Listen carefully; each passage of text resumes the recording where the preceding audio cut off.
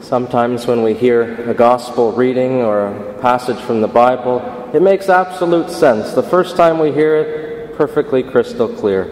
And other times, boy, we have no idea what Jesus is talking about, right?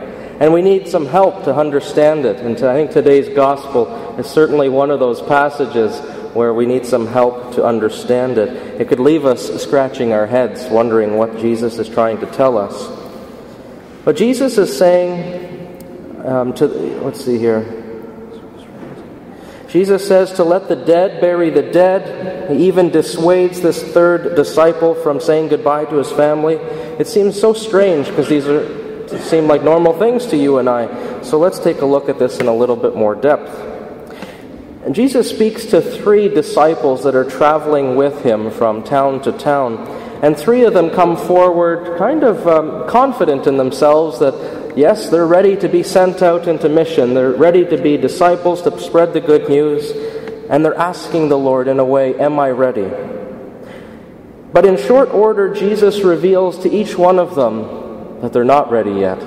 That they're holding on to something, that they have an attachment still in their life that is holding them back from fully saying yes, fully entering into the mission. The first disciple, Jesus says, foxes have holes and birds of the air have nests, but the Son of Man has nowhere to lay his head. This points out that the mission will not be easy. It's not going to be comfortable. So what you're experiencing with me now, of going from town to town and being welcomed by all sorts of people, making all sorts of food, being welcomed to stay in their homes while they're in that village, this isn't the norm. This isn't what mission means. It's going to be difficult. He's opening this disciple's eyes to the reality that you will be persecuted, that you won't always be welcomed into people's homes. The food just won't pour out like it is right now when we're traveling together. It's going to be a tough go. And that maybe this disciple has an attachment to this hospitality. He thinks, wow, if this is what it means to be a disciple, sign me up, right? And Jesus is saying, slow down. He points that there will be persecution when you get sent, ultimately when it's his turn to go and share the gospel message. It will be challenging. The second disciple tells Jesus he needs to, quote, go and bury his father, to go and bury his father. Jesus responds with something that sounds quite abrupt. Let the dead bury the dead, but you must go and proclaim the kingdom of God. Jesus, as God, is telling this man, other people can do this. I'm asking you to go and proclaim the good news of the gospel. I am asking you to do this. Other people can do this. Now there's other meanings. So this phrase of to go and bury my father, it's not just to go and celebrate a funeral that'll take maybe an hour or something like that. It means to go and take care of him in his old age as he's aging. That could be years. It could be that maybe he has an illness and that he wants to spend time with him in his last few months. This isn't just I'll be back in an hour, I'll be right back. So we need to understand that is what the situation is. Also, you have to travel to go back home. It wasn't, it wasn't quick like an email or a text or something like that. They would take days to walk to the town where they came from or where their father was staying. So this was a long ordeal. He was asking for a sabbatical in terms of time off, I'll be a disciple, but get back to me in a couple months. And so Jesus is saying that your mission at this time in your life is to go and proclaim the good news. Someone else can do that. There are other people in your family. You're holding on to this. You're using this as an excuse to delay. You're not yet confident enough to go and do this. The third disciple asks for a delay to start the mission too, so he can, quote, say goodbye to his family. Hold on, I got to go say goodbye to my family. It's not like, see you guys, I'm going to be gone for a while, don't know how long. It's not like that. It's not, again, like I'll text you, it's like, oh, I'm just going to Jesus I don't know, we're going to Galilee today. No, it wasn't like that. It wasn't like that. Again, he'd have to travel back home, and then he'd probably want to rest, because that would have been quite a journey and experience. And, oh, hey, Mom, how you doing? Good to see you again, and catching up. And next thing you know, a week or two has gone by. But Jesus is revealing that his attachment, he's using this as a crutch. He's saying, hold on, if you really want to be my disciple, he says, Lord, I will follow you. I will go wherever you send me. And Jesus is like, really? Let's go do this. oh, hold on, I got to go do this, I got to do that, slow down.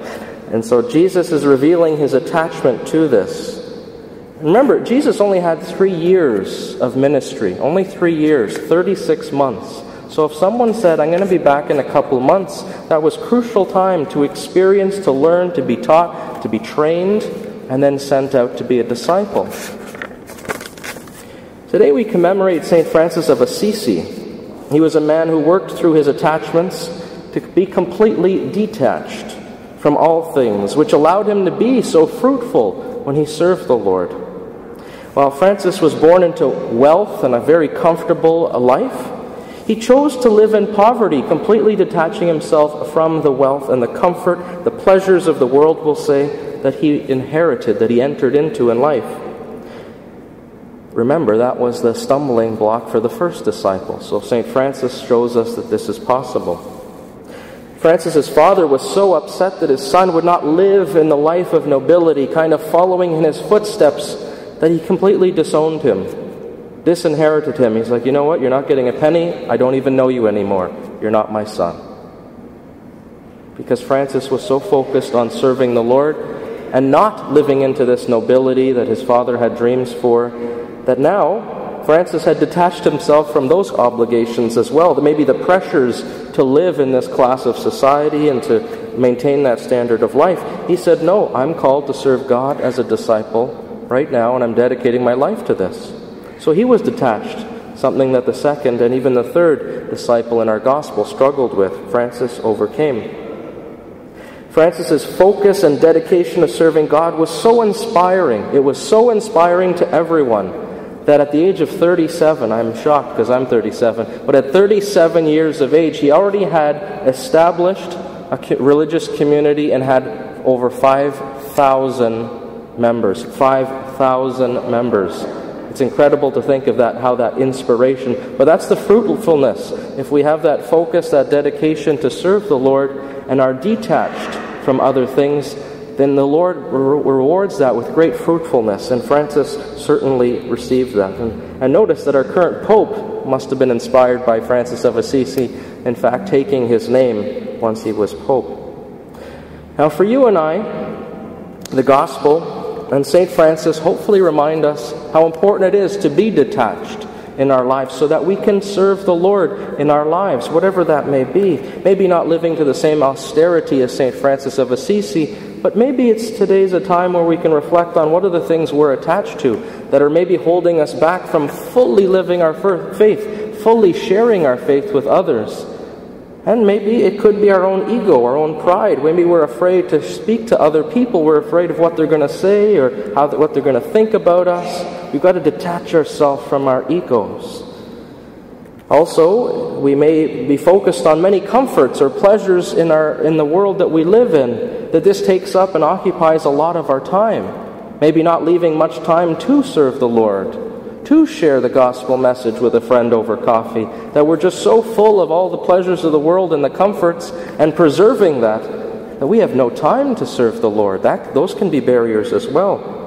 So today I invite all of us to think about maybe if there's any attachments that we have that we can let go of, ask the Lord to remove, so that we can be more fruitful as we all serve the Lord and transform our world the way that St. Francis did. May God bless you.